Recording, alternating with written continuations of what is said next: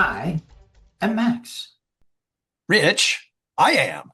And on this podcast, we will be focusing on the Weird War Tales comic book series published by DC Comics from 1971 to 1983. And on this episode in particular, we're taking a close look at Weird War Tales number 79. But first, Rich has a little something to say to you. And then there was one. I found All American Men of War 127 online and pulled the trigger. Don't ask what that sent me back. It's essentially issue one of the title. If you remember from our special mission from last year, the title was changed from All American Western. It went 127, 128, reset to number 2 for some reason instead of number 3, and then continued on to issue 177. So yeah, for the record, there's more issues of Weird War Tales than there are of All American Men of War. So yeah, I have all of this title now. The only DC war book I have left is Our Army at War number 1. And I'll get it. Oh, yes, I will. Intel report. Revere, Revolution in Silver, a 2007 hardcover GN by Archaea Studios Press. Script by Ed Lavallee, art by Grant Bond.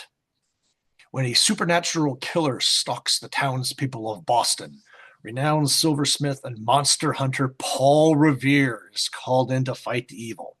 While tracking down clues to the killer's identity, the first shots of the revolution are fired, and Revere finds himself fighting a war on 2 fronts in the struggle to save his family. Revere battles a marauding band of outlaw redcoats led by a bloodthirsty general, rescues a damsel in distress, and saves a lost soul from demons of the past. All this sets the stage for the climactic battle at the Old North Church, where enemies become allies in an effort to save the land from this unspeakable terror. And in the end, Revere finds the fate of his beloved wife lies in the hands of the only werewolf he couldn't bring himself to kill. From the back cover, the British are coming. Werewolves are worse. I give the story crafters of this all the credit in the world for going down this particular path. Silversmith Paul Revere fighting werewolves at the time of the Revolution. Well done. High marks. Going on to the cover detail. Art by the master Joe Kubert, 40 cents. Weird War Tales is yellow on white and a purple background. A grinning Nazi soldier digs a hole in the basement of a house, illuminated by a windowed sunbeam. A radio set is at his feet. He thinks, I'm safe. The secret is buried where no one will ever find it. But behind him, 2 gnarled hands burst out of the ground and reach for him. A banner on the cover bottom reads, Spy's House, plus 2 more thrillers. Cover date, September 1979, date of release, June 5th, 1979, Old Comics Man. Seen on eBay for anywhere between $12 and $140. Killjoy got your miscolored Nazi armband. Comments and commendations. The colorists must have had a surplus of purple and lavender. The dark green hands bursting out of the brown ground. The dark gray on the German's uniform. This is a very dark cover, except for the bright yellow contrasting title. The art itself is good enough, except for the total lack of background. Can't help but think this is another cover that the master banged out before lunch. Add the wrong armband, and I'm kind of leaning towards putting this one on the punt pile. I am usually the one who gives out demerits for lack of background, but only when such a deficit also robs the image of a sense of place, where you feel like the figures are just floating in a void. Now, I feel the artifacts around and just beyond our secret burying SS Snake here give us just enough sense of where he is and what he's doing. And the excess of purple and lavender are used perfectly to convey the moody nighttime atmosphere of the diggers' clandestine activities. Of course, the grasping green claws bursting forth in the foreground are awesome. And I do love me some thought and or word balloons on a cover, so I gotta say, even with the elements I normally pick on a cover, they come together well here, so no punting on this side of the field. Introduction page. Art by Romeo Tanghal. Death wears the uniform of a World War II GI, hiding in a foxhole and holding an M1. The boots of a dead GI are nearby, as are shell casings and barbed wire.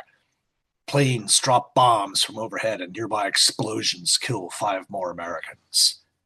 Death says, It is said there are no unbelievers in foxholes, but there is no wise man anywhere who believes that he is out of my reach.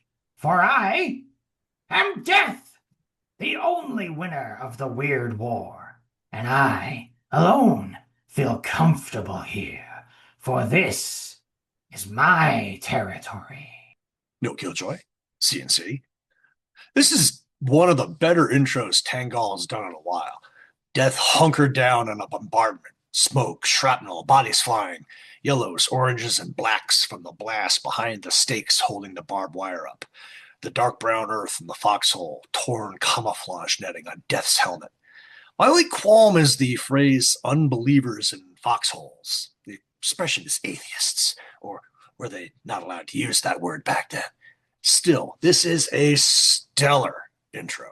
Yeah, I love this intro page. The end. Well, okay, fine. Since Rich mentioned the bodies flying around, let's focus on that element in particular, shall we? First, we have one of those bodies that isn't flying anymore, the boots laying motionless just atop Death's own foxhole. And then the two increasingly distant groups of airborne unfortunates as we follow the scene further and higher away. These casualties cast a dim horoscope for the pair of hopefuls low crawling up toward the top of the nearest hill on the right side of the page. I also like that you can see the silhouettes of the bombers flying above. It's just a matter of coincidental timing, but the only thing that bugs me about this scene is how clean it all looks. And I say it's a matter of timing because my wife and I just finally watched They Shall Not Grow Old, recommended to us by my co-host, before he jumps in and says, yeah, I recommended the movie. Yes, you did. Okay, fine. And the stark, filthy reality of those actual combat scenes and entrenched environments is contrasting strongly in my head right now with the explosive but otherwise pastoral display presented on this page. Still, as I led off with, top marks for this one though, Romeo. And yeah, for those who haven't seen it, Lord of the Rings director Peter Jackson was given unrestricted access to the Imperial War Museum archives for the centennial for the end of World War I. Colorization, restoration, lip readers with Cockney accents, recording weapons fire, interviews from World War I vets from the 60s. An amazing piece of work. I've been to the cemeteries and the battlefields in Belgium from the war, and you simply can't comprehend the sense of waste, from World War I. Even if you're not a war film guy, you got to watch it. There's this one scene that takes place right before the beginning of the Battle of the Somme. There's this trench full of British soldiers. They're all kind of nervously looking up at the camera, and the voiceover is like, yeah, 30 minutes later, every single one of these guys is dead. It's just an amazing documentary. Cannot recommend it highly enough. Find it, watch it. You won't regret it. First story, a solo mission. 4 pages. Script by Bob Razakis, pencils by Romeo Tangal, inks by last timer Frank Chiramonte. He was a first timer last issue, so oh well, that was fast. Synopsis. I was on a solo scouting mission on one of those unnamed islands in the Pacific. The Japanese were holed up somewhere, and I had to find them before they found me. Too bad it didn't work out that way. A treetop Jap with a Nambu opened up on me, and I returned fire with my Thompson, knocking him from his perch. My machine gun battle must have woke up every other enemy soldier on the island. I had to move fast, and I was gone before that guy hit the ground. I lucked out. There was no more machine gun nests along the way, but it appeared the enemy was entrenched better than HQ had figured. It looked like the guards had gone off to find out what their machine gun buddy had shot. There was nobody to welcome me, so I pulled out my wire cutters and made my own entrance. 5 Japanese soldiers rushed me. Well, I thought there was no welcoming committee. In any event, they didn't come out with a basket of fruit. I swung the Thompson and flattened them with the weapon stock. Pulling my knife, it didn't take long to give them the treatment they intended for me. With the 2 traps handled, I still had to be careful. I toss a log into a suspicious patch of grass, and I'm not surprised when it reveals a punji pit. Those guys are full of surprises, and you could bet the kind of tigers they wanted in that pit came from Detroit. Wait till HQ hears how easily I took this place. A regular piece of cake. Oops! The door to their headquarters swings open and a mass of Jap soldiers run at me swinging katanas. But it's going to take more than a couple soldiers to take me out. Furious hand-to-hand breaks out.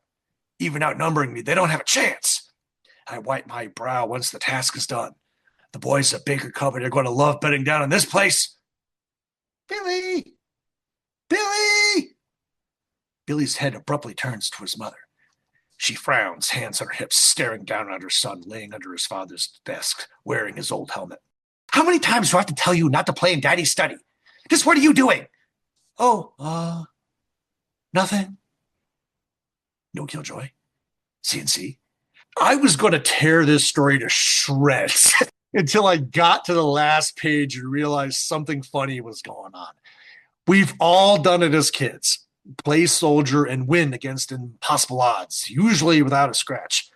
No one plays sailor. I know we did a story similar to this somewhere earlier in the show. I can't remember where.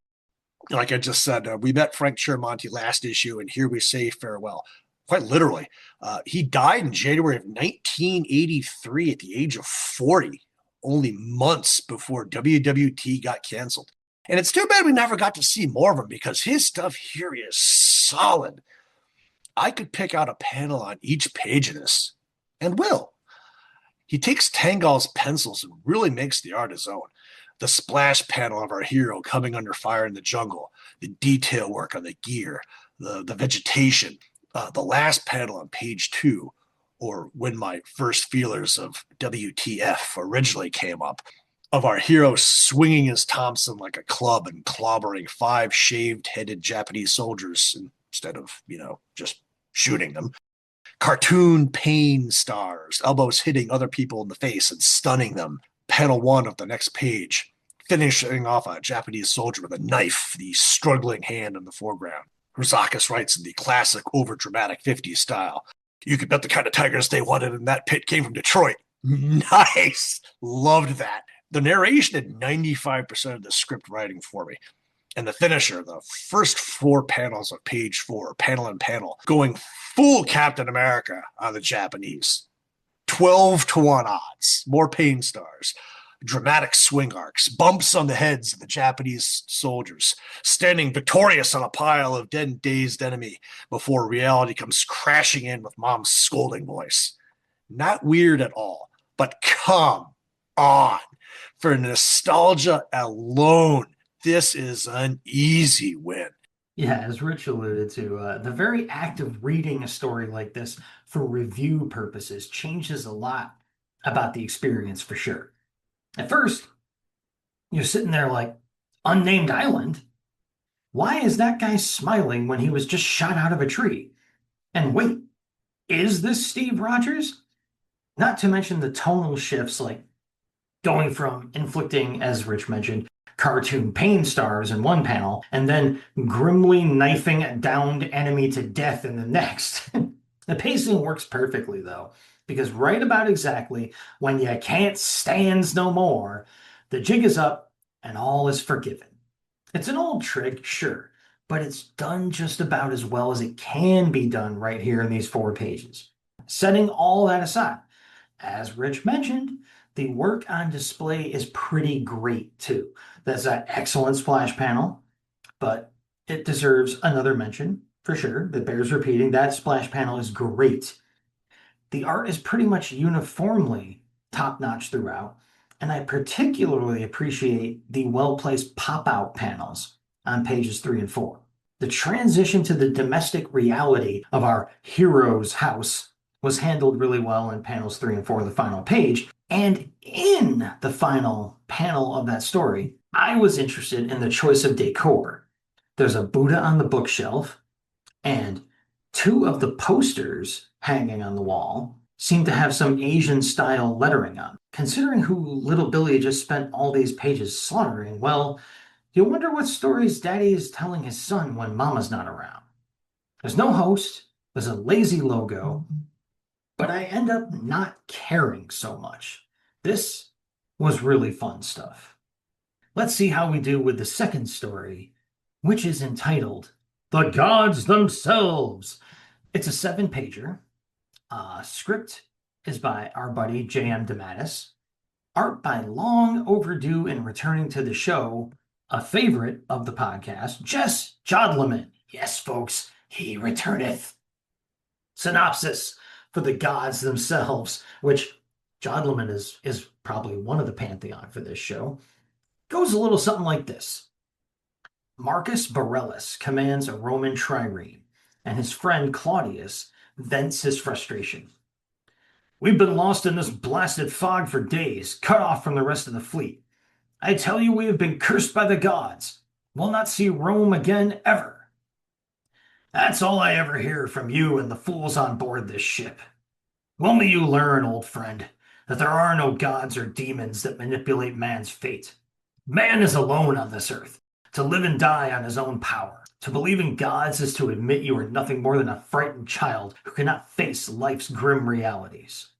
Later, Marcus Borellus stands alone on deck, staring at the sea. The stillness of the night is almost mystical. It fills him with a peace his life has been lacking through the years, and all the endless bloody wars. A sudden sound from behind startles the Roman, and he turns to discover his men falling to the deck like sleepy children. What can be the cause of this? A mighty voice bellows in reply. I am the cause, non-believer. I, Neptune. The god of the sea surfaces alongside and points at the mortal. I cast your men into sleep as easily as I brought this fog around your paltry vessel.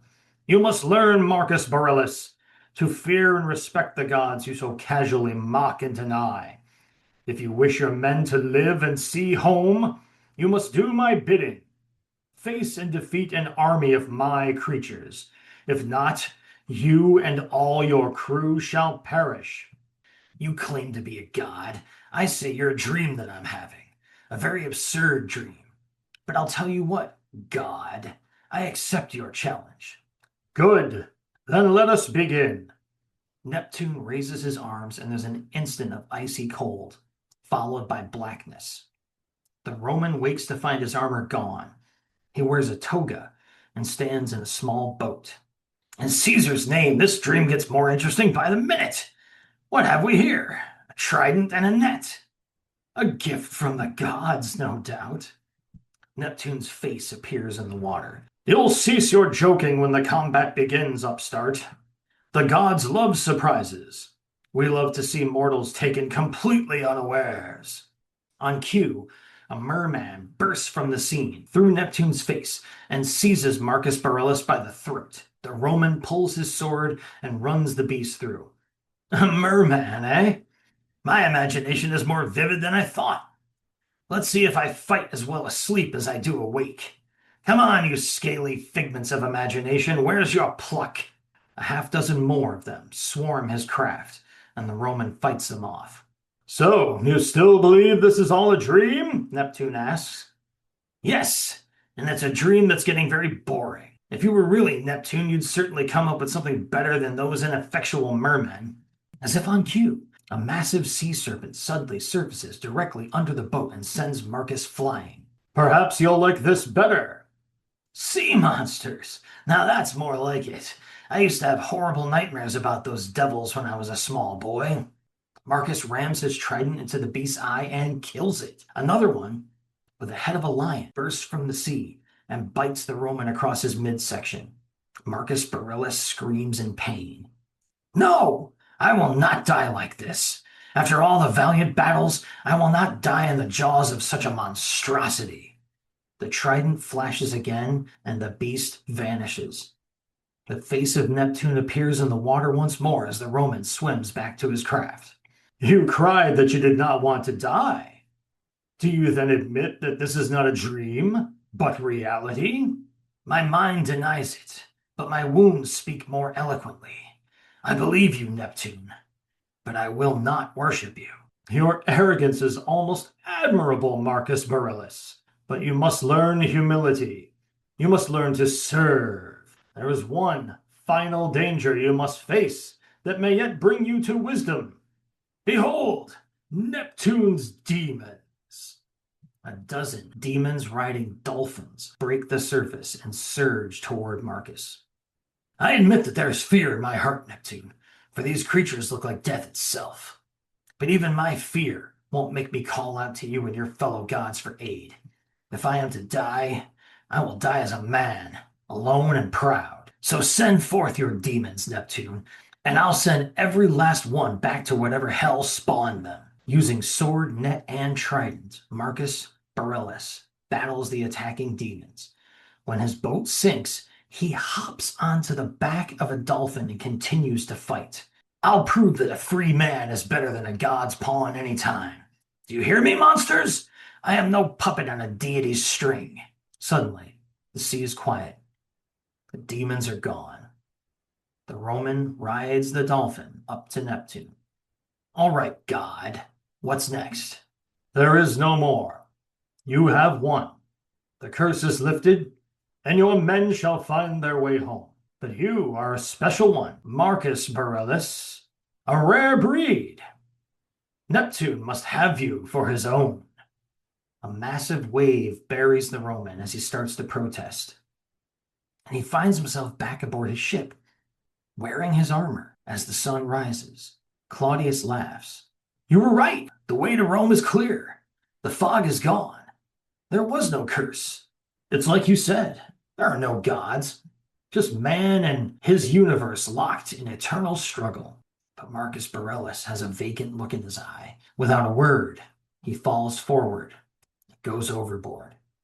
Before Claudius's horrified eyes, his commander transforms into a merman and swims ever downward into the sea's darkness.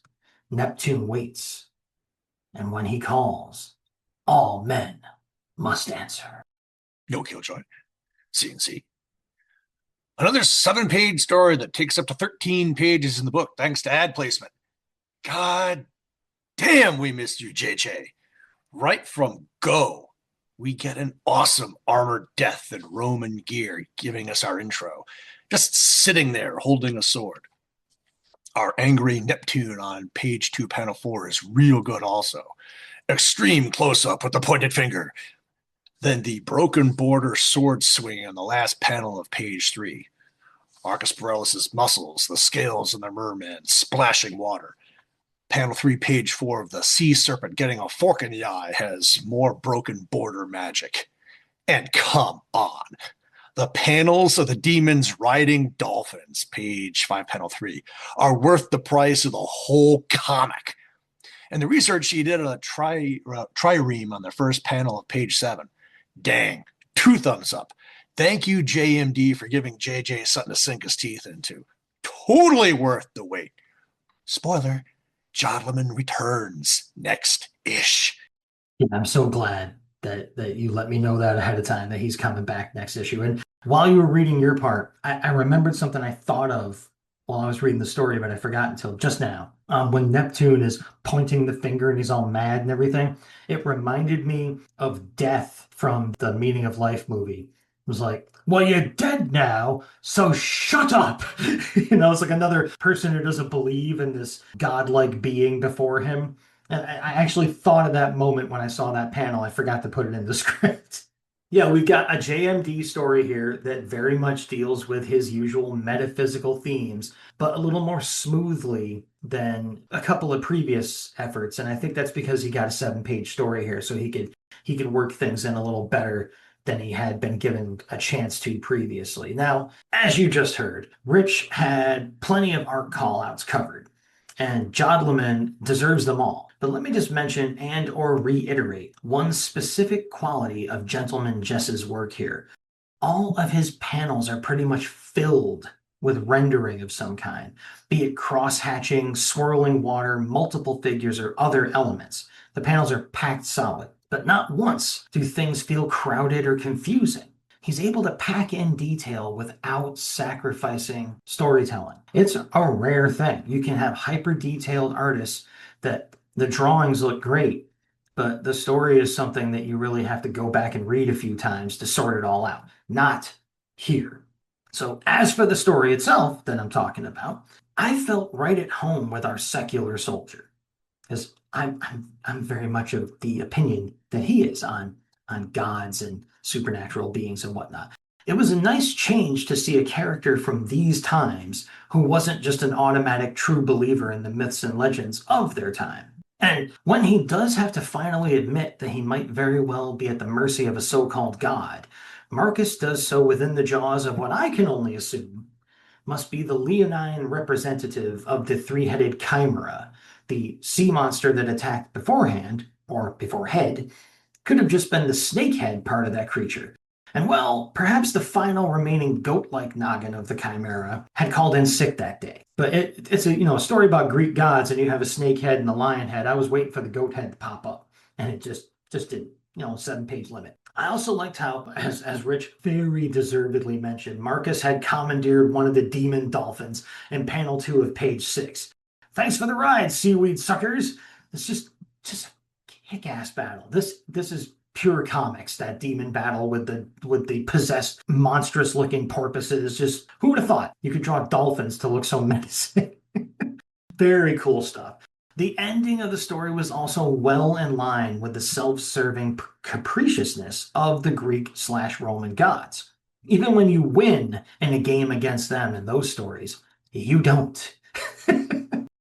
Great stuff. A really cool second story to follow up that really cool first story. So we're on a roll here, Rich. How's it keep going? Does the momentum carry through?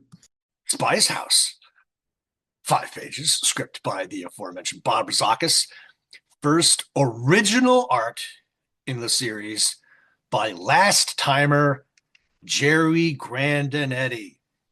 Summer 1943, just off the coast of Long Island.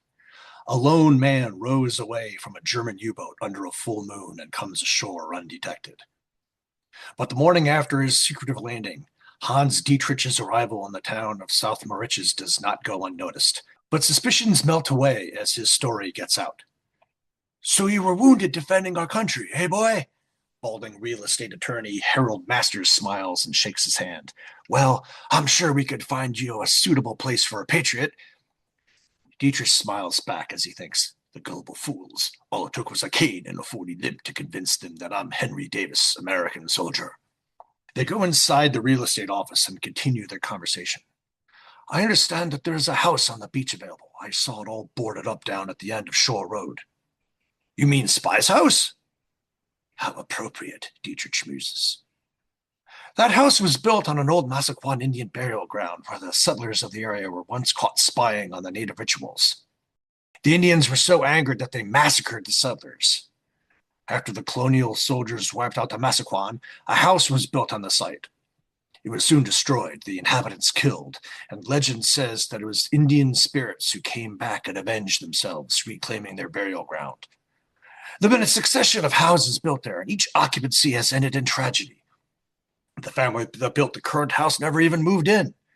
Dietrich scoffs. I don't believe in superstitious malarkey. I want that house. If you don't rent it to me, I'll find someone who will. And so, despite warnings from the neighbors, Dietrich moved into Spy's house. This basement is perfect, just high enough above the water table to allow me to dig a secret cache.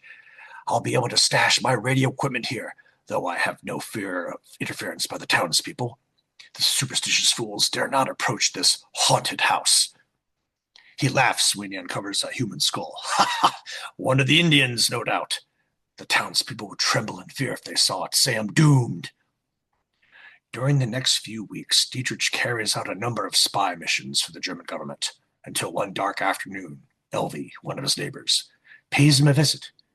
Mr. Davis, I've come to warn you. Dietrich briskly interrupts. I have had enough warnings, madam. As you can see, the ghosts have not murdered me. The legend of Spy's house is merely that, a legend. I thank you for your courage in coming here, but frankly, I'm not interested. She tries to protest, but he closes the door in her face. That night, rain begins to fall, turning into a thunderstorm. Dietrich gets up from his book and looks out the window. Lieber Gott, he cries as a crowd of ghostly Indian spirits, illuminated by lightning flashes, charges his house wielding spears and hatchets. Their blows splinter the house's siding and penetrate the walls. Stop! Stop! I don't believe in you! The building collapses on Dietrich, killing him. The next day, Harold and Elvie examine the wreckage. Such a terrible shame. That nice young man lived through the war only to die at home. A pity, and I tried to warn him. We all tried to warn him, Elvie. He wouldn't pay no mind to the legends. No matter about that, Harold. I tried to tell him about the hurricane. If he'd listened, he would have been evacuated just like the rest of us. The end. Killjoy, History Minute. The oversized swastika in the sub's conning tower is wrong. Love finding those on the first panel of a story. Same for the U.S. insignia on page 3, panel 4. A cool scene of a spy at work otherwise. Wrong spelling of the word sight, panel 4, page 2. I couldn't find a South Mauritius on Long Island, but I did find a Mauritius about halfway down the southern shore, 62 miles from New York City, behind Fire Island. The Massaquoi Indians did live along the southern shore of Long Island. In 1644, the Dutch attacked a major Indian stronghold in Massapequa and killed 120 of them in the only major Indian combat on Long Island. But the two towns are 38 miles apart. That said, page 2, panel 3, the art of said massacre does align with the clothing and weaponry of that time period. The story takes place in the summer of 1943. On September 14th, 1944, the Great Atlantic Hurricane made landfall on Long Island as a Category 1. Wind gusts of well over 100 miles an hour broke previous wind records in New York City. 117 homes were completely destroyed, while over 2,400 were severely damaged, and almost 1,000 businesses were also destroyed or damaged. In all, 6 people were killed. Operation Pastorius was a failed German intelligence plan for sabotage inside the United States during World War II. The operation was staged in mid-June 1942 and was to be directed against strategic American economic targets in New England and the Mid-Atlantic states. The operation was named for Francis Daniel Pastorius, the founder of the first organized settlement of Germans in North America, in Pennsylvania. The plan involved 8 German saboteurs who had previously spent time in the United States. Landing on Long Island, the 8 agents were supposed to wage a 2-year campaign. Instead, the plan quickly failed after 2 of the agents, George Dash and Ernest Berger, defected to the FBI shortly after being deployed, betraying the other 6.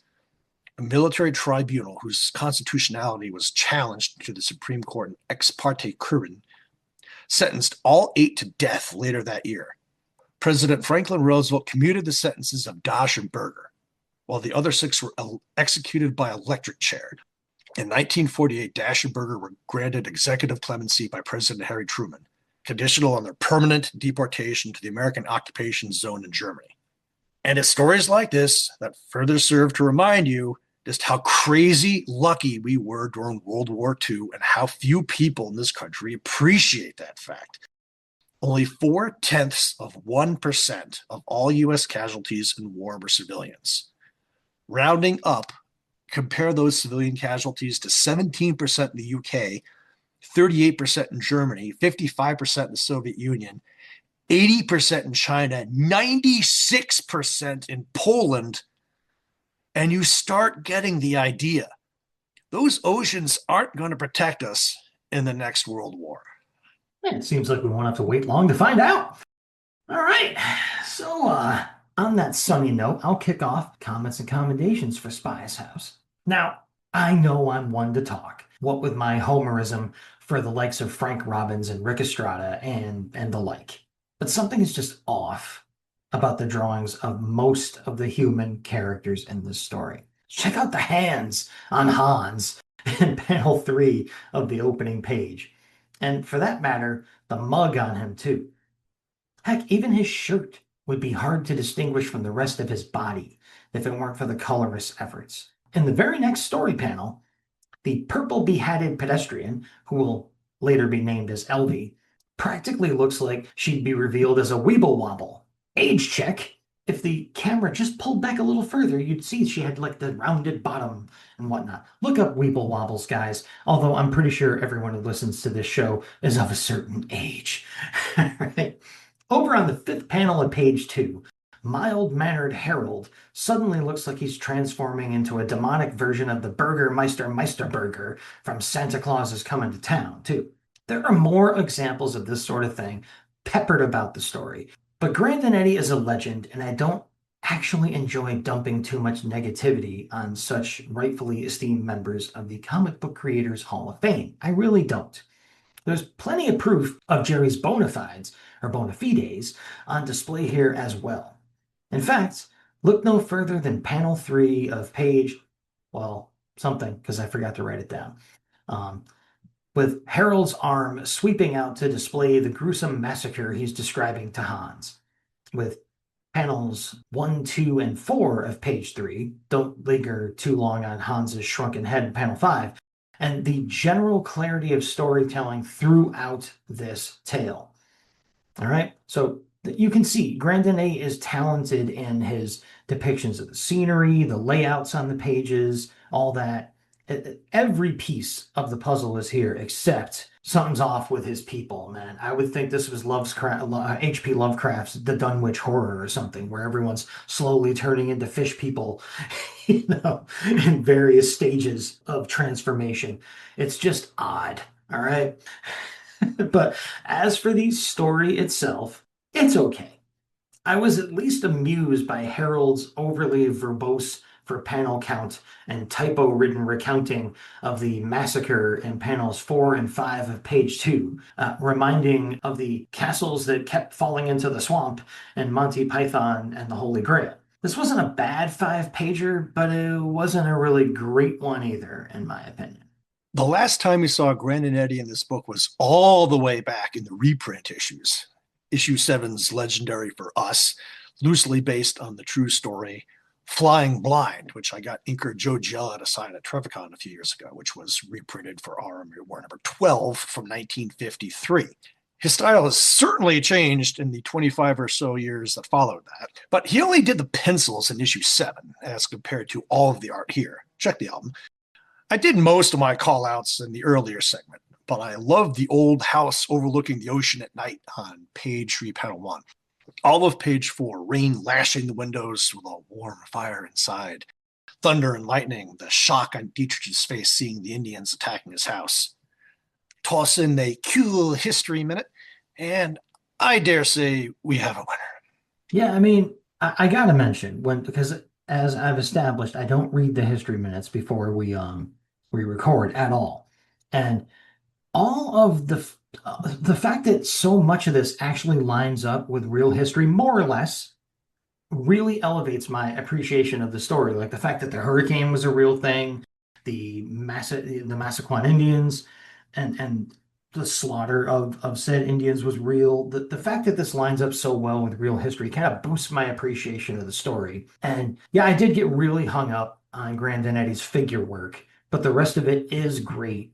And I gotta say, like between writing the script and sitting through the history minute and the recording, I've kind of changed my opinion on this story. That doesn't change the fact that all the human characters look weird, but I'm pushing this one back up to it is a pretty great five-pager, as opposed to my first impression of it. So good work, Rich. Well, again, so much of it sounded familiar to me because I was already aware that the spies landing, or didn't remember the details, but I remember there were some spies that landed on Long Island and they got caught. And I remember there being a hurricane during the war.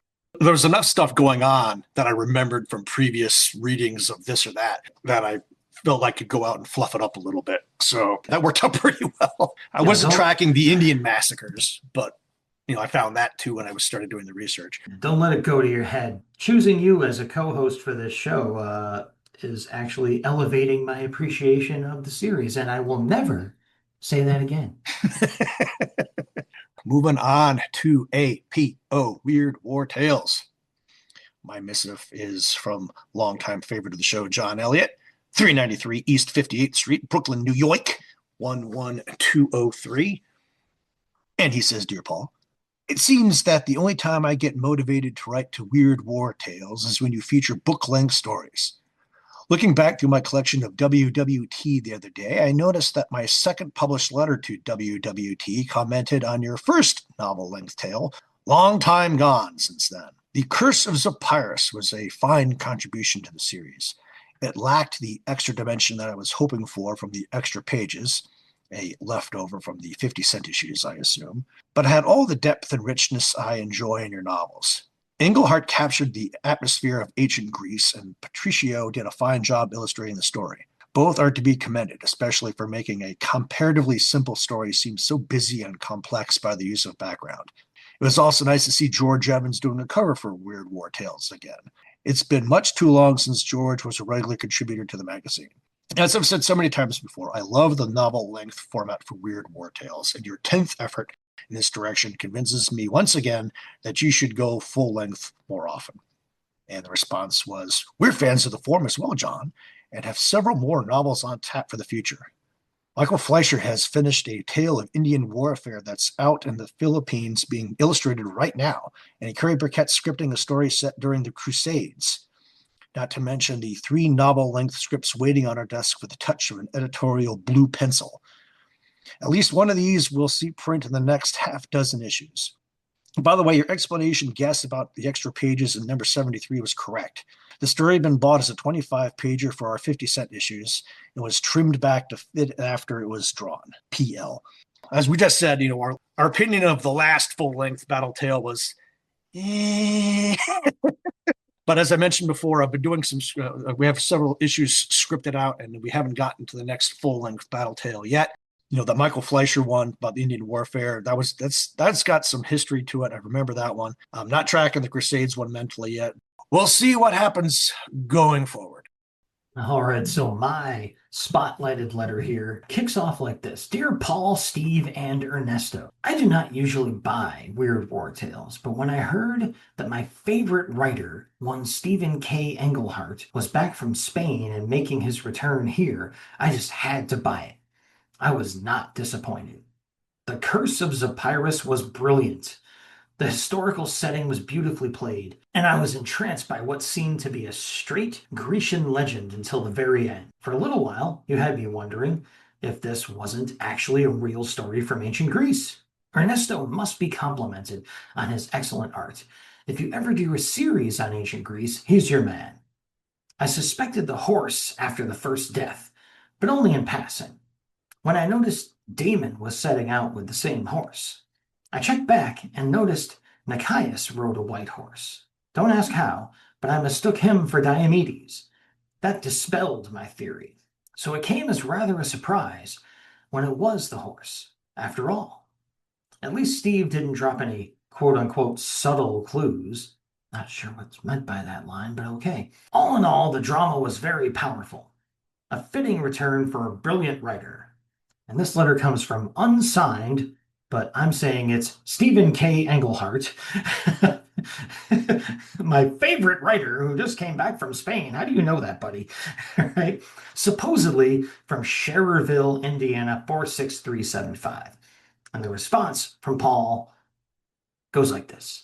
Every now and then we try to surprise you, not only with our stories, of course, but with our choice of writers and artists. For example, next issue will feature a story by Steve Gerber, making his first appearance in a DC comic in a year. The fringe benefits for us are that each of these surprise appearances tends to bring a few extra letters, probably from the authors themselves, filling our usually empty mailbag. So there you go, another unknown soldier letter that I suspect was written by the author because, especially after Paul Kupperberg himself tipped me off that several of the letters we see in this mailbag are fake. And you never know which ones are real. So, there we go. That's the APO Weird War Tales section of the show. We are moving on from that to our spotlighted ads for this issue. And as is becoming very usual with me, my spotlighted ad isn't really an ad. What are you going to do about it? It's the DC feature page, which has the title, It's a Bird, It's a Plane, It's a Winner. Yes, we've mentioned the 25 question Superman movie trivia contest that's popped up in these pages before, but I don't think either of us expected a full page debrief about how the contest ended, much less a blow-by-blow of how the prizes were handed out. And yet, here is just that very thing. Apparently, out of over 2,000 entries, only 21 of them got all 25 questions right, making them eligible for the first prize drawing. But over 1,600 fans got 15 or more correct, winning a third place prize.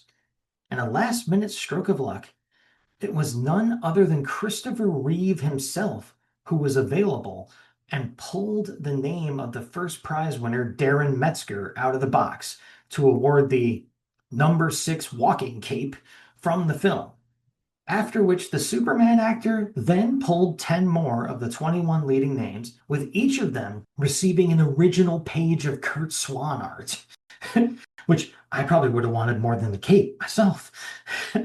While the remaining 10 got a 2-year subscription to the DC comic series of their choice. And you know it was Weird War Tales, right? Come on. The 1,600 others in third place got to choose between a 1-year subscription or a DC surprise package with 20 random comics, some of which could be autographed and so forth. The article in this issue features a photo of first prize winner Darvin, no sign of the cape in the picture, missed opportunity there, and a pic of Reeve himself handling the postcard entries alongside DC staffer Saul Harrison. So that is a heck of a lot more follow up and follow through than I expected on and have seen in any comic on any of these contests that have been out there. It was really cool to see, and the fact that Chris Reeve was there for the drawing was pretty much just an accident of scheduling. He happened to be nearby.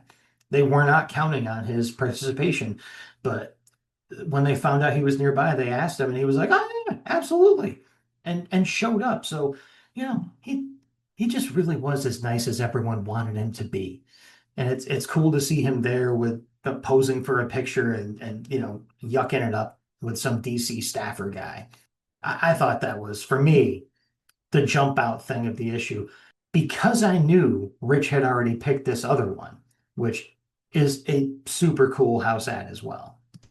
Well, I remember that I think you did the research at the time to find out, okay, who won this thing and everything else. So it's funny that it kind of lines up to what you found on your own when you were trying to, see Yeah, how because I this. had I had found out the name of the guy, and he was from a ridiculously appropriately named town like Bountiful, Idaho, or something. And but this was even more follow through. So I'm just kind of stunned by that. Like normally these contests, you have to go digging to find out, did anyone actually win this? Was this real? But they really seized the moment here, and it was cool to see Reeve show up in person to do it. That must have been really cool for the contestants who drove down to New York City or walked across, the boroughs or whatever they did. Darvin came from like Idaho or something and did not expect to meet the movie star himself, but got to. So cool. Yeah, so as Max implied, my selection was, another one of those slam dunk selections that I got to first because I'm scripts. A full page house ad for, drum roll please, Weird War Tales. We have a skeletal death in a U.S. World War II uniform, standing in front of a desk with open drawers and a skull ashtray with a cigar in it. Only the brave dare read my chilling tales of the Weird War. Your very presence here proves your courage. But there is one type of foolhardy human who is even braver. They are the ones who must get every issue and read every one of these upcoming stories. Yeah, you got like the explosion word balloons and the banners and stuff. Go, now get 12 comics for the price of 10. Every copy mailed flat in a protective wrapper and delivered right to your doorstep. Subscribe now. Don't miss a single one of our terrifying tales. And it's got, the cutout coupon, DC Comics, blah, blah, blah, off to the side there. So there's 7 pages of covers and interior art for upcoming issues on display, because I tried to compare what I see on the page to stuff real quickly in GCD. And they got stuff going up to issue 88 that's like on display on this one page. So I don't know who the artist is who did Death and everything. I don't see anything mixed into the art or anything that identifies the artist, but it's good. It's real good.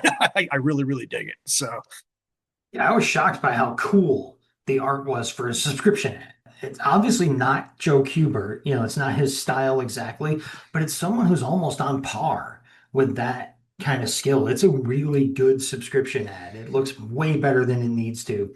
What I'm wondering about too is it is cool to put a subscription ad in the issue of the series itself because some people might not be aware, hey, I can subscribe to this. But I'm wondering, did this ad appear in any other title out there? Did any other title or any other title's editor give a break to Weird War Tales and say, yeah, run the subscription ad over here? Did it just appear here in its own series?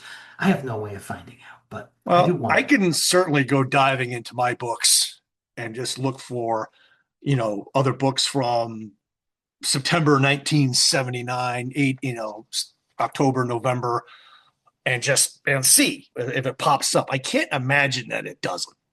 I can't imagine that this is a one-off and it was only here. Good. So That'll keep you busy. Go do that. yeah, for about 10 minutes. Come on. Let's just be serious. Oh my God. Yeah, for you, it would take that long. For me, it would take weeks to even remember I was supposed to do it, and then I wouldn't have done it. So hey, there we go. That's our spotlighted ads. Hey, Rich, how long you been here? Let me ask you something. You got any last words? When the worst thing about a comic is the Joe Kubert cover, it's a simply terrible problem to have. Jolliman and Jerry give us two great stories, as does Chiramonte. Add a literal homegrown ad, the upcoming art, and a better than average intro. Hell yeah, definite keeper. After much deliberation, I think the gods themselves is the winner, but they all technically win. There are no duds here. Yeah, I gotta say, amending my original last words. I initially had my problems with Spy's House, but it really didn't bring the issue down much, even when I was still kind of mired in my negativity. And even in that state, this was still a very enjoyable issue on the whole.